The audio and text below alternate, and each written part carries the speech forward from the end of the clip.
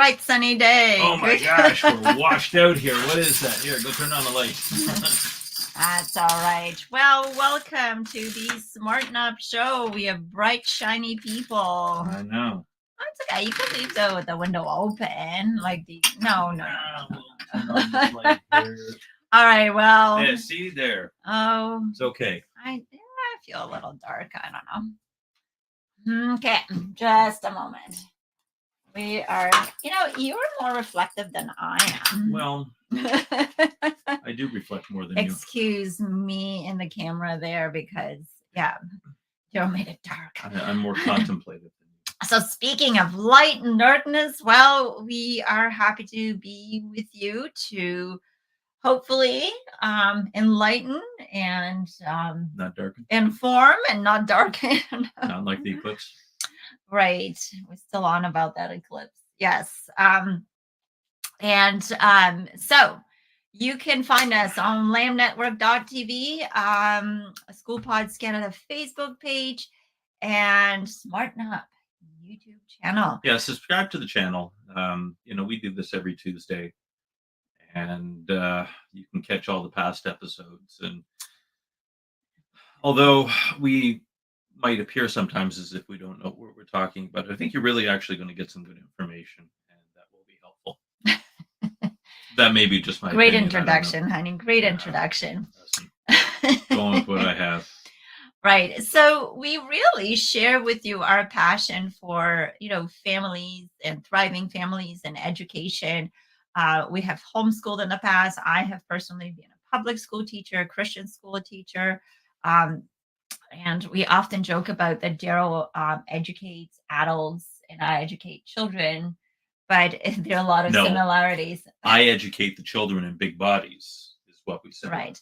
Well, and so when we talk about education, we always think about the children, but really, especially as a homeschooler, one thing I learned is that the adults learn alongside with the children. And actually today we've chosen a topic that really, I think it was through homeschooling that I learned to love this subject. It was not a subject I loved in school, and that's history. And there was a bit of a trauma.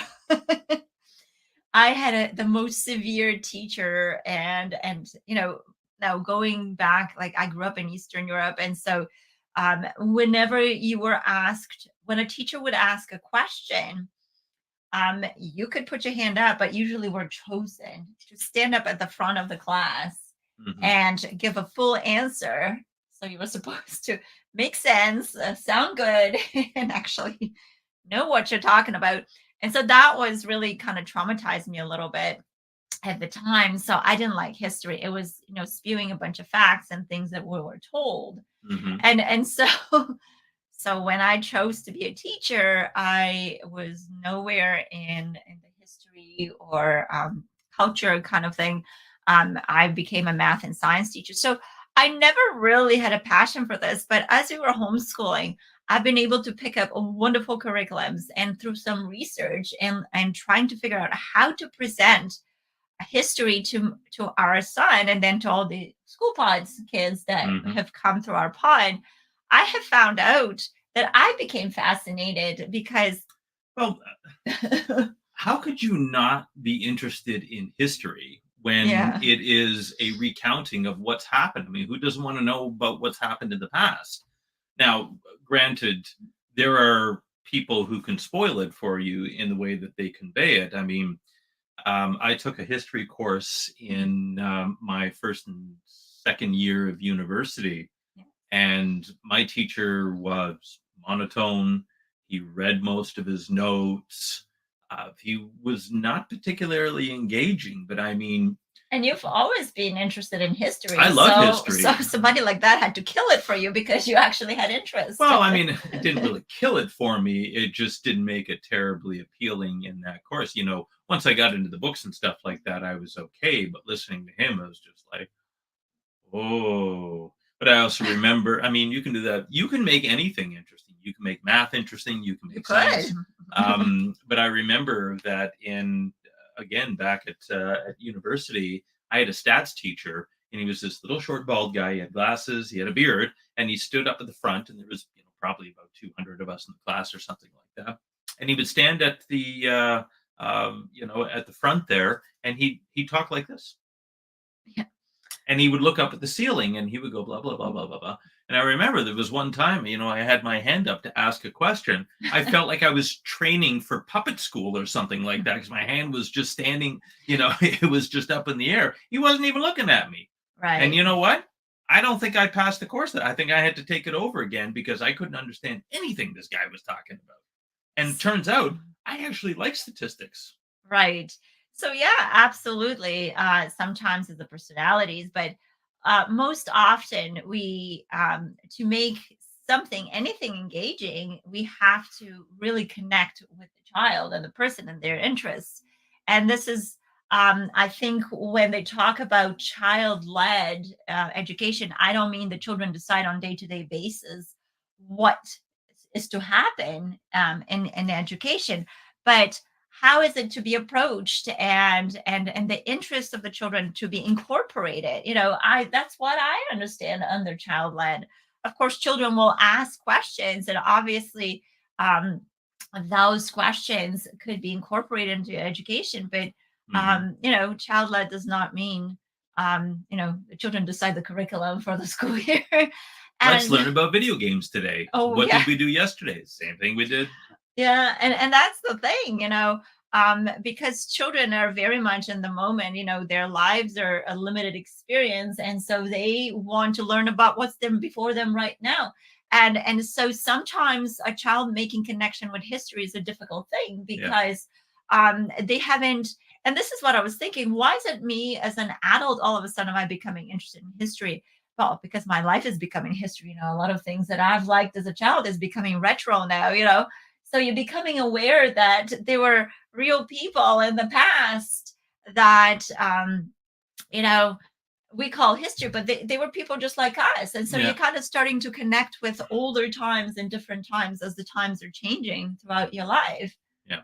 But how do we get children engaged? We start singing the Bruce Springsteen song "Glory Days."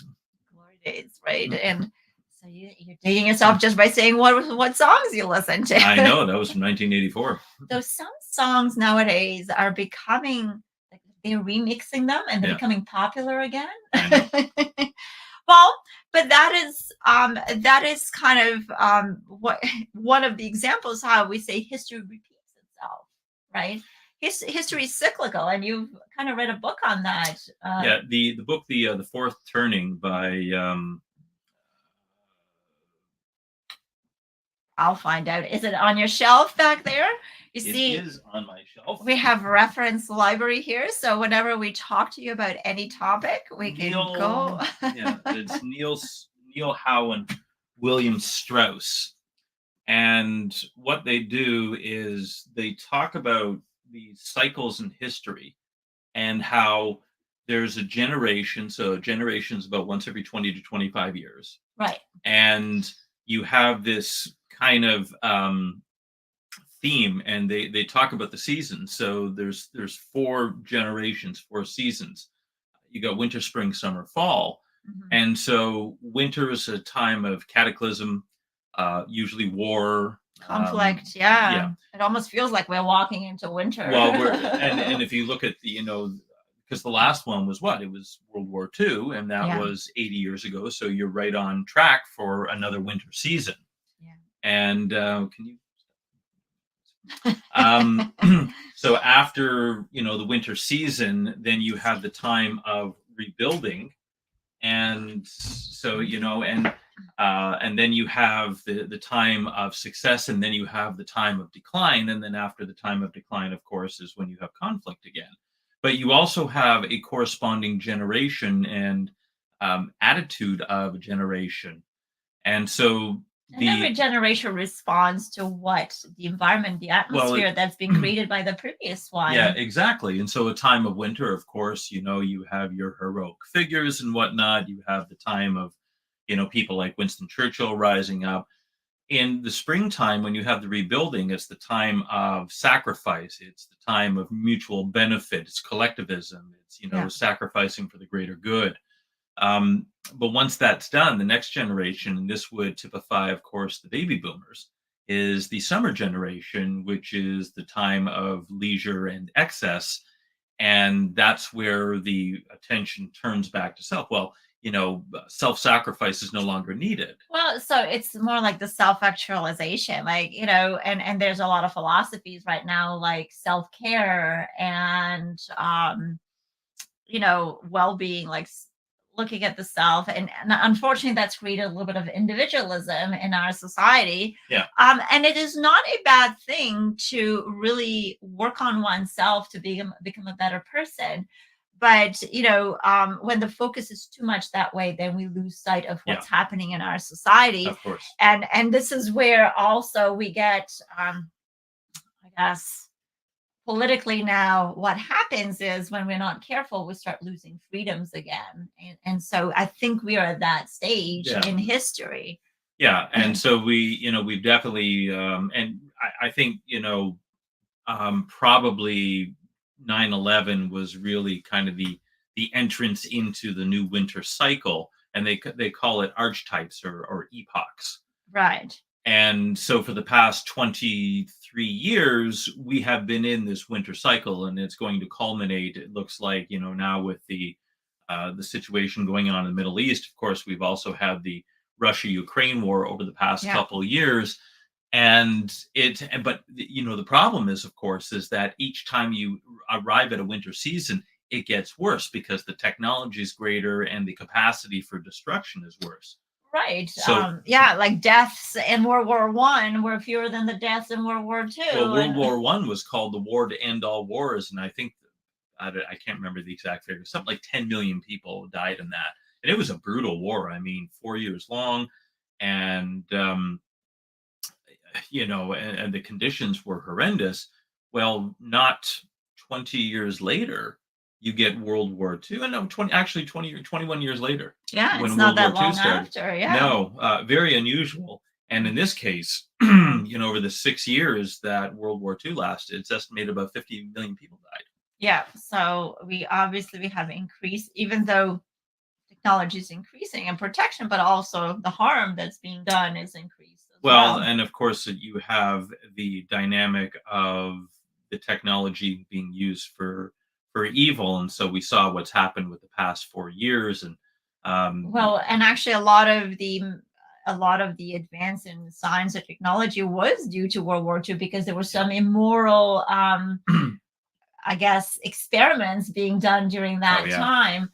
And even so, now we have, was it the Nuremberg uh, codes, codes, yes. because of that, the envelope of morality being pushed so Well, far. and the essence of the Nuremberg codes Yeah. was is that you couldn't do something to someone's body medically without having their permission, which we completely tossed out the window with During COVID. COVID. I mean, So everybody just said, "Well, about that Nuremberg, don't worry well, about it." but because I think we're so far removed from that time now Yeah, that it's no longer right. so fresh in our minds. And this is why, when I was even looking at different articles, why teach history to children? And one of the big reasons is, um, we need to teach our children to learn from other people's mistakes, so that they don't have to make all the mistakes they need to learn. Well, um, Spanish American philosopher George Santayana said, "Those who don't learn from history um, are doomed to repeat, or those who don't learn from the past." I think was what he actually said. There's been many, many variations, Yeah. but those who don't learn from the past are doomed to repeat it. Yeah. And the problem is that we don't want to learn. See, knowledge is learning from your own mistakes. Wisdom is learning from someone else's mistakes. And it's always much easier to look at what other people did and say, you know what, it's probably not a good idea that we do that. Well, and wisdom is also knowledge applied, because you Right. can know that something's good or bad, but then if you don't exercise that on any decision making process, then it's not wisdom. Yeah. And that's why we're so surprised that people who are educated and people who have had success in the past, they're somewhere they fail to make a good decision, Yeah. right? And that is because they don't always choose to take the knowledge that they have. Yeah. So what I wanted to kind of read through, um, So as I said, um, I was never passionate about history, but as I was started teaching it to young children, and I guess being a parent now and an educator, I feel responsible to passing on information to the next generation. Before I had children, I looked at it differently, Yeah. because it was me in the world and my generation was coming up.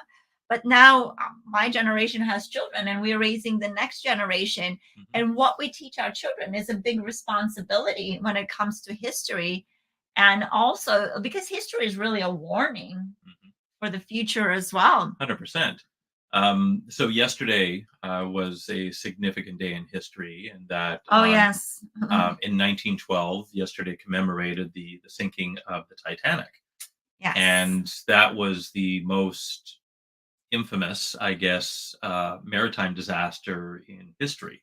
Although not the largest loss of life, there was something about the Titanic, and even growing up, I remember because, um, Like and children, I think throughout history, like since then, have been fascinated by the Titanic. well, yeah, The I world's been yeah, fascinated I by mean, I it. remember, and I Yeah. remember the year that they found it in 1985. I remember I used to deliver newspapers as a kid, Yes. and every once in a while there would be an article that come out and said, "Oh, we think we may have found, or Yeah, people have clues been searching for it searching for the Titanic." 70 something years until they found the Titanic. Yeah, almost 70 years, or actually over 73 years. Yeah. And I remember when they did find it. I mean, I bought a couple of books, um, and there's a mystique about it Yeah. because of They still don't know what truly happened. There's a lot of ideas and a lot of theories, but it's just when you take a boat that was called the Titanic was called the unsinkable boat, and how disastrous it ended up, yeah, people are fascinated. What went wrong? I mean, people can't help but ask the question. right. I mean, it was the most luxurious ship in the world at the time. um, they were explaining what the tickets cost, and first class tickets in today's dollars would have been what, $60,000 or something like that. Something, yeah, around that. And there are lots of conspiracies, of course, regarding what happened. We do know that three of the men who died, it was Benjamin Guggenheim, So um, it's like a Walter famous Strauss. Well, there were families. there were Yeah. three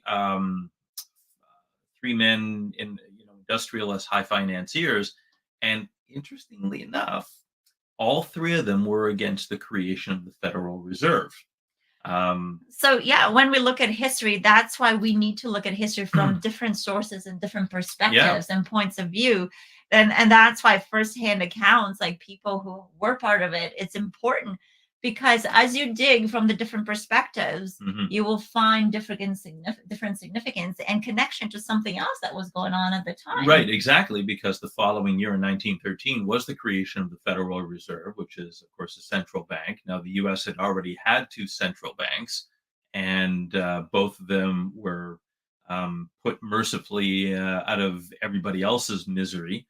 And as a matter of fact, Andrew Jackson, he ran for president based on the premise that he was going to get rid of the central bank because he knew how destructive they could be. Well, then you have the creation of the reserve at Jekyll Island in 1913, and look at the mess that we're in today because of it. Most wars are started over money and power, and Yes. so you look at what happened with the Titanic. How is it that, and it was the press. It wasn't the White Star Line that owned the Titanic, Mhm. but it was the press that said the ship that God Himself couldn't sink. You never want to be making statements like that. Well, and that's the other thing throughout history. I mean, people have a lot of achievements, but yeah, when we get a little bit That's called hubris. proud. Pride comes before destruction, a haughty Yes. look before a fall. So that's what happens. But also, I've been showing the kids some kind of snippets and documentaries, and there was a lot of neglect that happened in the preparation of the Titanic. Like Sure. they never ran safety drills, Mhm. and for cosmetic purposes, because they didn't put enough Lifeboats. lifeboats in there because it would have been too crowded, and the scenery would have been you know um, obscured. Mm. Yeah, it would have Yeah, been, cluttered and everything else. cluttered, and so So there were a lot of frivolous decisions being made because of that pride, because but who knows? Like we don't know. And that's the thing. This is why we have to pair history with critical thinking. Mhm. Training for our children and looking at different perspectives. And so when I looked up, I Googled up, why should we teach history to our children? I'm just going to read a passage here from this one article. So, history provides identity and shows us models of good and responsible behavior. Oh, no, the previous paragraph. So, history not only provides us with nostalgic glimpse of how things used to be. And I know when we were talking about Titanic, the kids were like, wow, that sounds like a place I want to go to. We're talking about the heated pool and the food and all. They had ice cream on board and the kids were excited about that. The things And you can that go on any cruise ship and get those things now. I mean, you look at some of the biggest ships in the world. Actually, it was interesting. There was someone who, I can't remember who it was, but they had contrasted the size of the Titanic with the largest ships in the world today. and it's And not that big. It was and only like 2.5, 3 football fields long. Like it well, wasn't it that. was over 800 feet. But if you look at the size of like the Carnival Cruise Line ships today, Yeah. and they're like 17 stories high. They're as tall as apartment buildings. They absolutely would have dwarfed the Titanic, which was the longest ship in the world at the time. And yeah, that fascinates us. So, but for the time, the Titanic represented prestige, represented advancement in technology, represented a lot of things that people were striving It for. was the fastest ship in the world, the fastest cruise liner in the world at the time, I think. So I'm not sure. Like there were so many details we've gone over. Yeah. So the history does give us a little bit of nostalgia. I mean, like Greece, probably Greek people love reading about Greece and the ancient Greece and philosophy, and then China when it was a great nation, and you know what I mean. Like, there's some nostalgia, and which comes also with identity. Yeah. All these countries, all these nations have an identity in their past. So anyway, it gives a glimpse of how things used to be, but it's also a lesson that can teach us things that are important for life today. History can be the richest of all stories and the saddest of stories and the most shocking of stories.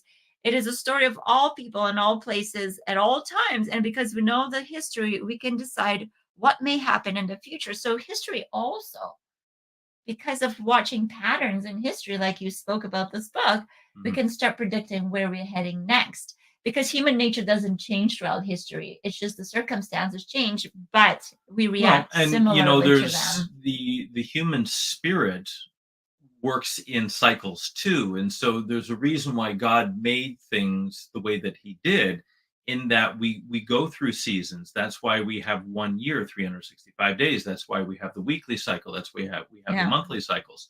So history is not linear. It doesn't go in a straight line, but it also isn't like the new age where, you just go in circles and you like reincarnation almost. History does move forward, but it does so in cycles. And so, Cyclically going forward, right. like So a it's yes. almost like a tumbleweed or a pinwheel or something like that. There you go. So history moves like a tumbleweed. Right. And they've even done studies which show that if people have like a particular trauma, and it happened at a certain time of year, when that time of year comes Yeah. back again, people will experience Seasonal triggers. Yeah. depression Yeah. or something, or it could be the opposite. It could be euphoria. Joys and Yeah. yeah. you I'm know s- happy. I don't know the why. day that you got married, it's an exciting time. For a lot of people that's exciting, for some people not, but it depends. For us, it is. And we'll leave Yes, it at that, right? Because absolutely. we're now together talking. Right. All right. So just a little bit more about why I teach history. It provides identity and shows us models of good and responsible behavior. And I think that is the main reason I enjoy history right now, Mhm. because it really talks about based on what decisions were made and how and then I've been teaching Canadian history in our pod, and how most of the decisions were made because they wanted land, wanted wealth, and they wanted power. I mean, that's probably most of history that's true for. and and Yep. and and how different alliances and things were made, and you know and how others felt when, like it's just how everybody was impacted because of these things.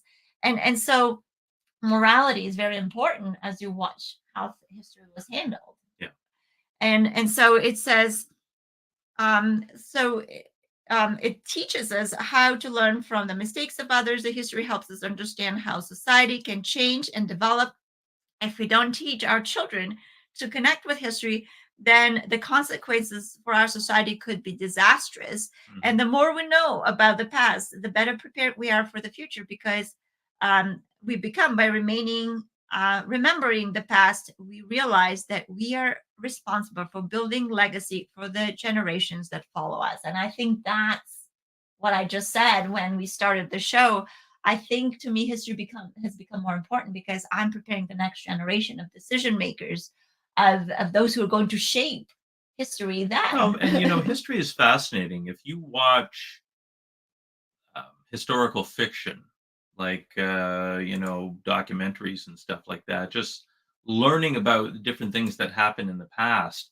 You put the right spin on me. History is absolutely fascinating. They often talk about truth is stranger than fiction, Yeah, and it's that true. if you read the accounts of some of the things that have happened throughout history, it's like you couldn't make this stuff up. Yeah, like even when we speak about the Titanic, who could have made a story like that if Yeah. that hadn't happened, and all the details of how it happened? It's amazing Hmm. to study that. And then they had a big movie about that, and Well, originally there was a movie made that became instant hit not long after the Titanic sank, but Leonardo DiCaprio made it popular again it's, for it's our how he generation. got his start. Absolutely. So and this is, like you mentioned, that so how do we make history fun for children? Spewing facts at them with monotone voice is not the way. No, And so because our son, he's like you, I guess, he's fascinated by history and historical things. We have found some historical fiction children's series, and that's what educators recommend. Start with historical fiction, and mhm, usually it's like kids like their age going in the past. They time travel somehow and interact with the characters, the historic characters. And so we've had series like the Magic Tree House. mhm. So kids travel Miss to, Frizzle. well, no, that's the Meant Magic school School Bus. bus. Oh, That's sorry. science. That's we're gonna do another show. I know. So, so the Magic School Bus is the Magic Tree Treehouse. House. Okay, don't now you got me thinking about something else. And there's also the I Survive series. Our Mm. son loves. Now he's Oh, fascinated by disasters in the past, and they talk about so through the point of view of a child that has lived at the time when the certain disaster yeah. happened, and a whole story happens. Um, Gosh, there are other things, but he loves historic fiction. Mhm. And so I think reading out loud as a family, because you know what? Um, Even though children are into video games and all that, if you put everything away and start reading a well-written book, Mhm. they get right into it Oh, because yeah. they're still full of imagination. And so they can picture themselves in the story. And Mhm. so that's how they can connect to the historic period that you're learning about. And Yossi also has a series called Horrible Histories. Oh, how did I forget that? It's Um, called Horrible I don't Histories. know, but it goes through the different ages, and so you'll have um, and it's always alliteration. So it's the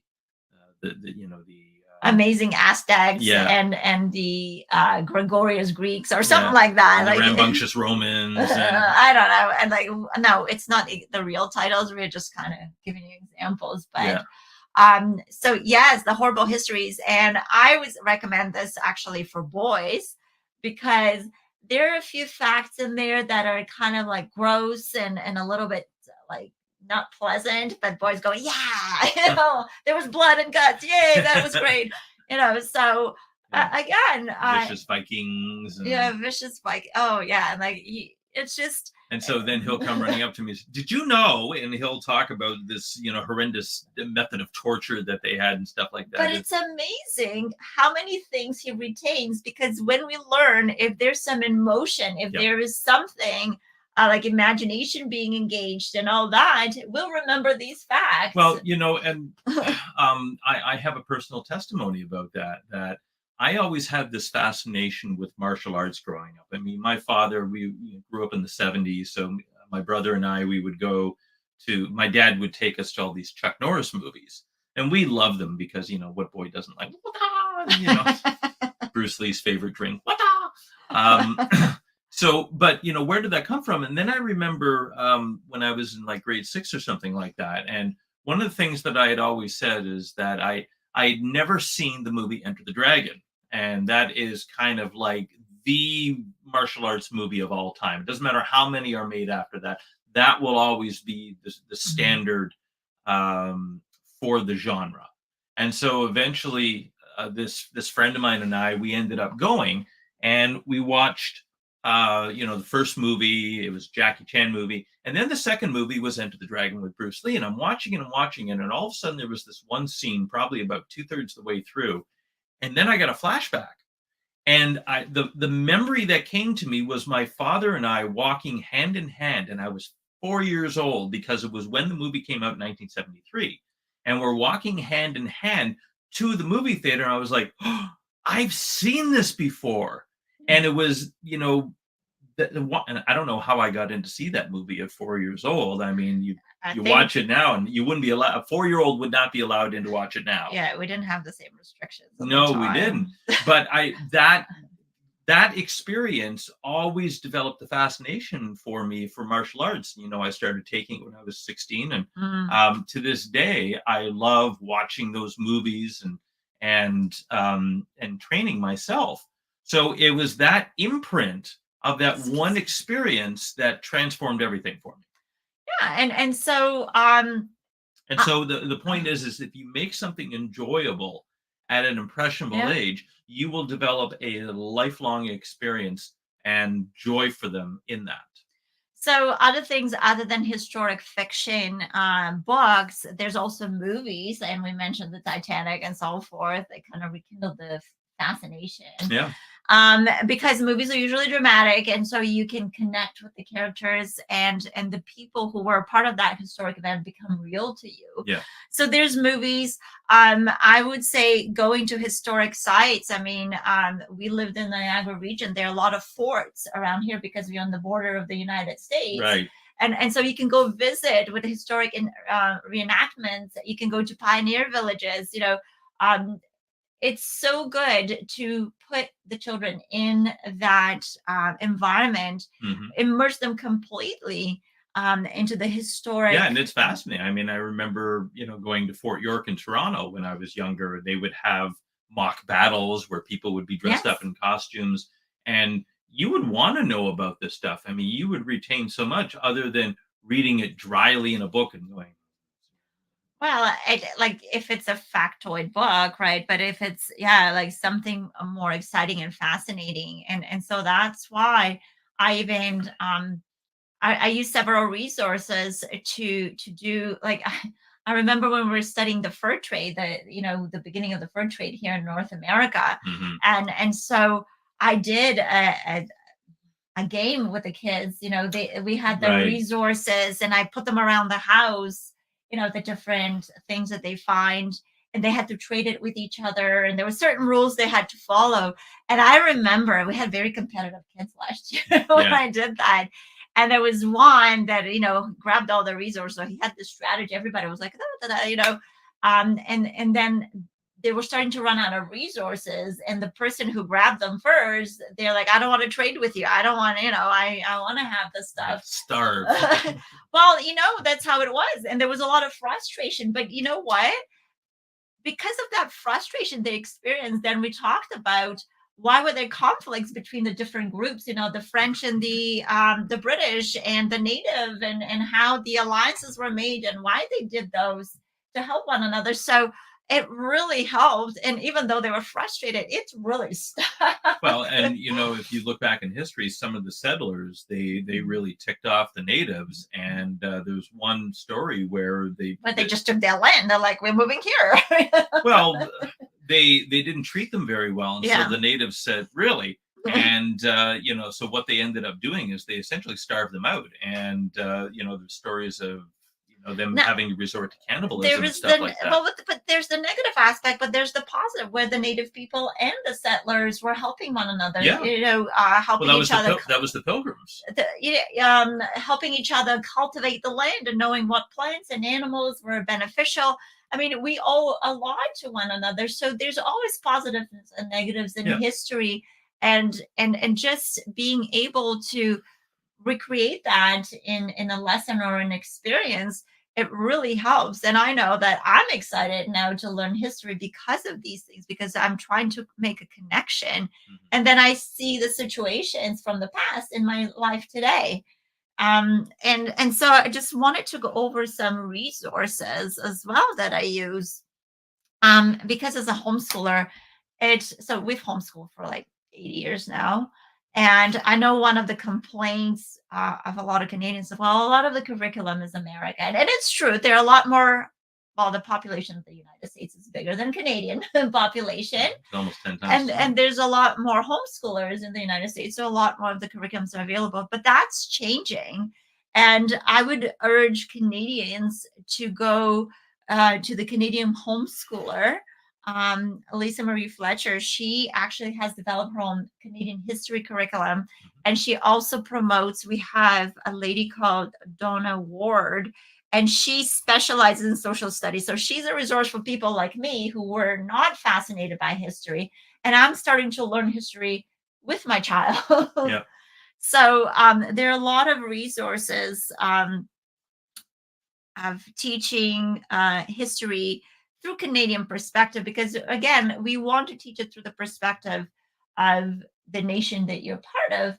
But at the same time, our history, the Canadian history, is so intertwined with the U.S. history, and really with Europe. We also, I mean, the first settlers that came after the indigenous people were the Europeans, right?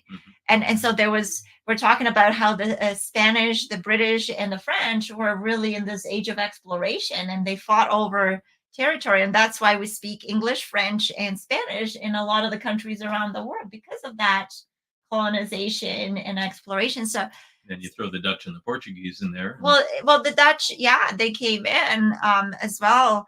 And so there's a whole dynamic when the settlement and those cultural backgrounds came into play. And so it's really, really amazing how the interaction happened here. But why bother teaching Canadian history anyway?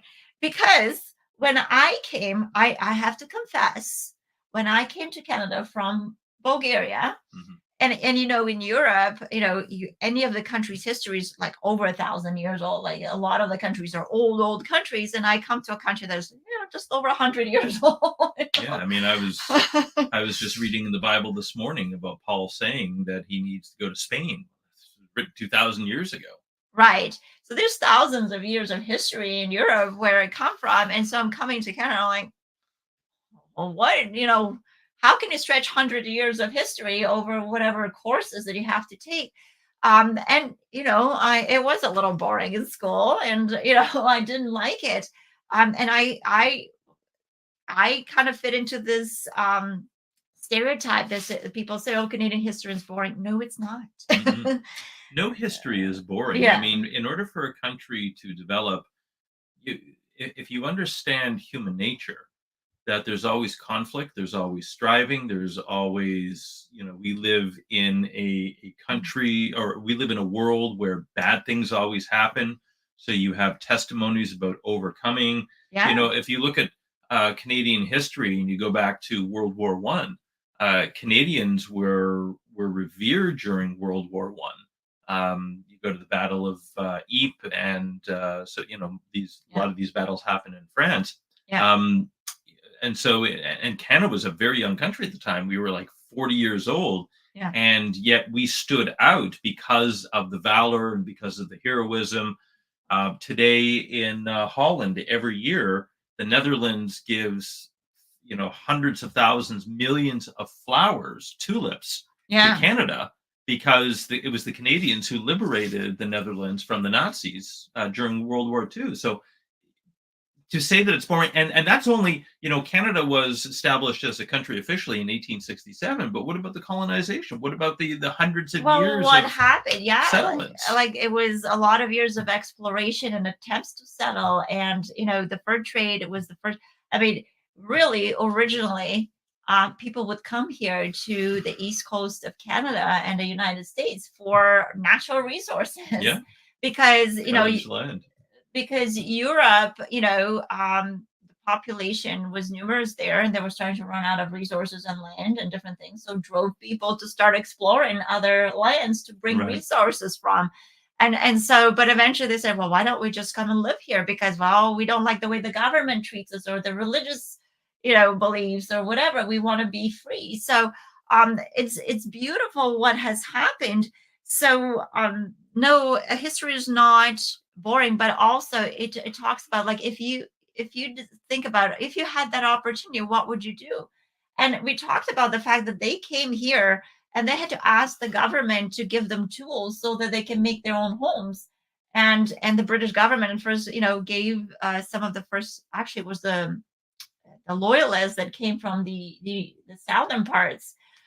They just gave them tents and just a few tools, but not nearly what they needed. So there's a lot of overcoming and hardship and being very resilient to the Yeah, and hardships. that just shows you right there, you can't rely on the government for anything. Well, it's always been that way. So, but and And this so is not a political show. We're just, we're just but saying. but the thing is, yeah, and we have come to rely on our government, and I think people need to remember in history that really who is in the best interest is the people coming together and making decisions and using their numbers to win their freedoms back. So Mhm. definitely in today's political scene, learning that history really got me inspired, because it's like, and even our son was saying, the Boston Tea Party happened over 2% tax. We should be like having a war right now for how much tax we're paying here in Canada. We need about 20 wars right now with what we're paying. Well, but you see, that's the thing, because over time we get used to seeing things certain ways. So when you look back in history, it's like, that wasn't acceptable at the time. Why are we accepting it today? Those who don't learn from the past are doomed to repeat it. And the reason why the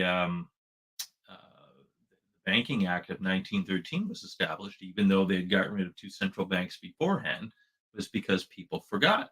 Yeah. And, they were asleep at the wheel.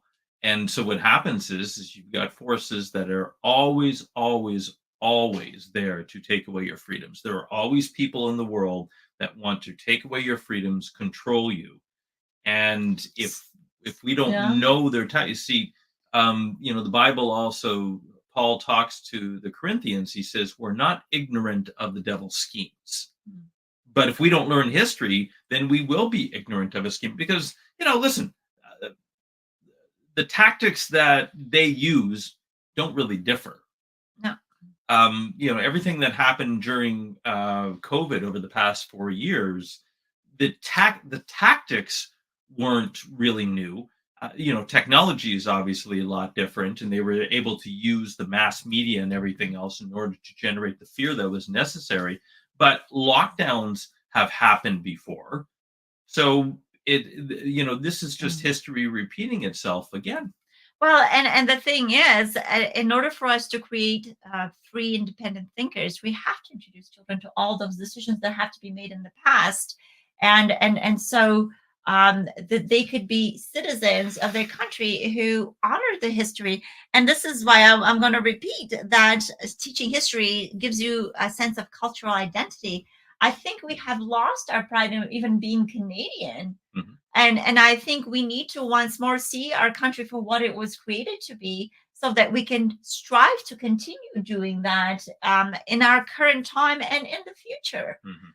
So we need to have some sense of national pride instead of giving up and saying, oh, what's the use? No, there's a lot of historic precedent that we can follow Mhm. if we study history, and also how they resolve the issues. Yeah. Like sometimes we forget, and we need to look into that. Mhm. um sometimes history gives us appreciation for the way things are today. I mean, what it took for Canada to be such a great country, and well off like today, and why we should fight not to lose that. And it only took one World Economic Forum puppet 8 years to destroy all that. I know. So definitely people need to regain the perspective. So that's why I'm speaking to the adults and the parents right now. We need to remember our history in order for us to pass on that passion and national pride to our children so that Well, they could make this country yeah, and that's, that good. is a major component of totalitarian control, is that you remove education from people. When Pol Pot took over Cambodia, the first people that he went after were the intellectuals. As a matter of fact, if you had glasses, you were considered to be an intellectual, and they killed you. I mean, it was Yeah. insane. But what they want is they want a compliant and dumbed down population. That's why it was illegal to teach your slaves to read in the United States. So when they had the black slavery, Yes. it was actually against the law to teach a slave to read, and that's why Frederick Douglass is such an inspiration, because he learned to read, he started to study, and then he realized that, wait a minute, this isn't the way it's supposed to be. And when he escaped, he dedicated his entire life to helping and help create the along with what was her name, um, who developed the Underground Railroad? Harriet, Harriet Tubman. yeah, Okay. Harriet Tubman. So Mm, Frederick Douglass was right. instrumental in that as well. Well, and I just wanted to go to the next point because you kind of touched on that, is that studying history is not just about ourselves, and a big part of it is, yes, retaining the our independence and our freedoms, but it's also gaining like developing compassion and understanding of the different groups that make up our society, like what the black people, like the African community had to go through Mhm. to come to Canada to gain their freedom because of the way they were treated. And even the children I was teaching in the pod, it was interesting because the first American colonies were all about independence, having freedom and independence, but then they had slavery at the same time. Yeah. So there was a lot of, and so studying that, how come you're fighting for freedom, but then these people are not being free, creates compassion. So understanding what different cultural groups within our society had to go through in order to, and so one of the values in Canada is to not have slavery. Yep. Well, And and it was Wilberforce in England, and he was a member of Parliament for 44 years, and he constantly, for his 44-year career, advocated for the abolition of slavery. I mean, he was driving people crazy. Well, when you read about that, when you what do you call it? When you study that, you understand what it took in order to overthrow that system. well, yeah, so it gives you appreciation for those people Yeah. who really stood by their convictions to change history and to influence our society. And so, speaking of which, the reason we also teach history is so that we don't repeat the mistakes of the past. And that's exactly Hopefully. what Santayana was saying. If you don't learn from the past, you will repeat it, because the enemy is going to use the same tactic over and over again as long as it works. Yeah. Once you thwart him, it's when Yeshua was tempted in the desert, and every time the temptation came, he refuted it with scripture. And so what the devil had to do is he had to come back at him with a different tactic. But as long as the same tactic works over, and he doesn't have to change anything. Yeah. Yeah. And so we definitely have to remember that history is important. And I'm speaking to myself this because I didn't think it was until I started teaching my son and the next generation. Mhm. um, Looking for primary sources and evidence. I know that there's a project in Israel that they um, interview a lot of Holocaust survivors, because there's now even denial of the Holocaust in certain parts of the world. I'm not going to get you started on that. I'm just saying that history could be denied also if there's no evidence of what people have gone through. Yeah, and it was sure the door's open the entire time, and the moment I close it, and it was no, it was Eisenhower, um, and when they came into Germany and they liberated the concentration camps, and I think it was Auschwitz, if I'm not mistaken.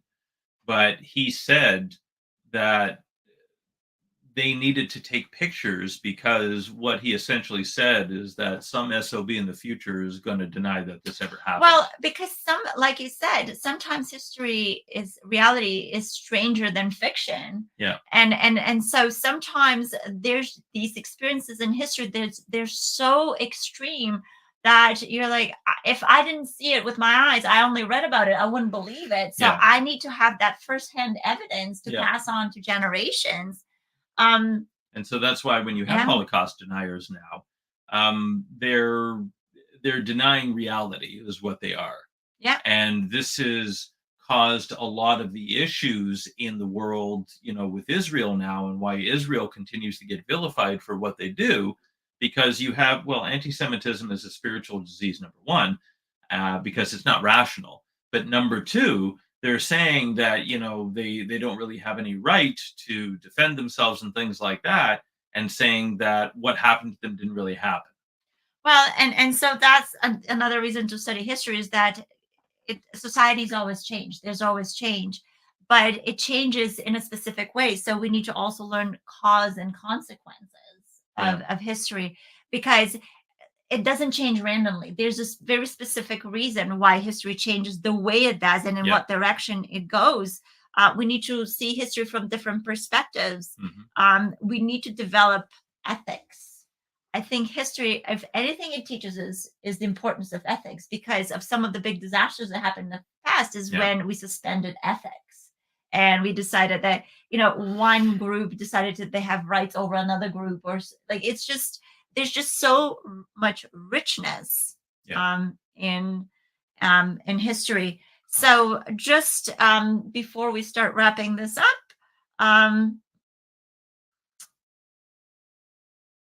what we need to do as parents who teach our children history is we need to be passionate about it ourselves first. Yes. We need to, and I know I had to shed my indifference and my kind of mockery of how Canadian history was not really eventful. It was. Start digging a little bit, and it was. But it doesn't matter where in the world you are. So we have to role model this positive engagement in social, like, events and things that are happening right now, because we need to remember that our engagement in our society right now determines the future. And having activities and doing things together, making it personal, being engaged and involved. So quickly, some of the resources are Donna Ward. She has great Canadian history and geography curriculum. There's different Canadian history task cards. I know modern history through Canadian eyes. I've also gone to, let me see. The Great Canadian Adventure is a monthly subscription program that sends you province by province history curriculum. So there's just so much, time capsules and so forth. So I would urge you to incorporate that if you're homeschooling. And if you find that if your child's in school and you're not satisfied the way it's being taught, then make it a family vacation thing or a trip to go to a different historic site and to really actively learn about history. And so when holidays like this Monday, we had Titanic Remembrance Day, I jumped on that opportunity because you know what I said to myself? I want to know a little bit more about what happened. I don't want to kind of hear about it without investigating it myself. So this will create lifelong learners in your children. And this is what makes the Bible so fascinating, is that a large portion of the Bible is history. you look at the book of Genesis and Exodus, it's really, the entire Torah is, a lot of it is Israel's history. You have the book of First and Second Samuel, First and Second Kings, Chronicles. They're all historical books. Then you have the New Covenant. You have the Gospel accounts, the life of Yeshua. You have the book of Acts, the life of the apostles. And what makes it separate from any other religious text is this historical stuff, the good, bad, and the ugly. So, there's a richness in studying history. And if we don't learn it, we are going to repeat it, and someone's always going to be able to take advantage of it. So, as you were speaking about the Bible, though, when we went to Israel, our tour guide was an archaeologist, and he said they have taken the Bible and they have gone and done digs in the places the Bible says that things were happening. Indeed, they found. So he knows that the Bible is a historical text. Even though this guy's not a believer. Well, but you know what? I think when we learn the facts, we will start developing and understanding more and more. So stay curious and learn together. Yep. And smarten up. Yes. Thanks, everybody, for joining us, and we'll look forward to seeing you next week. Bye-bye. Bye.